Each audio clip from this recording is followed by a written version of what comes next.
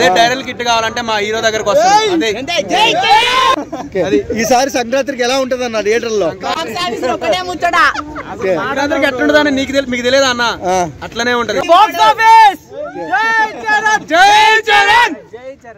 And looks ఎలా అనిపించే game changer?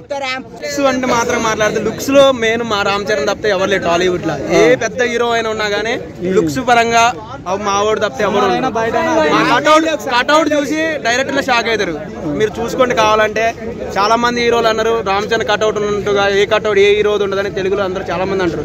Hrithik Roshan తర్వాత మా వాడిదే మెయిన్ కట్అవుట్. ఓకే అన్న, సినిమా తర్వాత అంటే సాంగ్స్ కొంతమంది ట్రోల్ చేస్తున్నారు కావాల్సిగా, వాళ్ళకి ఏం చెప్తారు?